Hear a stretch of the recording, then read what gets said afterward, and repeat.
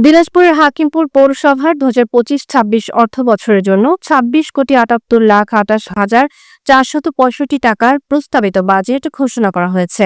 মঙ্গলবার বিকেল ৩:৩০টায় পৌর কার্যালয়ের সম্মেলন কক্ষে পৌর প্রশাসক অমিত রায় এ বাজেট ঘোষণা করেন।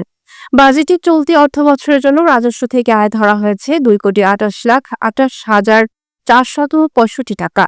আর উন্নয়ন খাত থেকে আয় ধরা হয়েছে ২৪,৫০,০০,০০০ টাকা।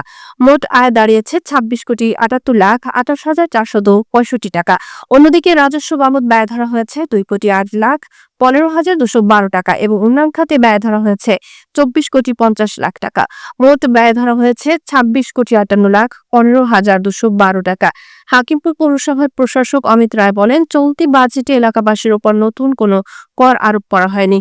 হিল স্থলবন্দর এলাকার রাস্তাঘাট উন্নয়ন, ফুটপাত নির্মাণ ও বর্জ্য ব্যবস্থাপনা নিরসন সহ বিভিন্ন উন্নয়নমূলক কাজের পরিকল্পনা অন্তর্ভুক্ত করা হয়েছে।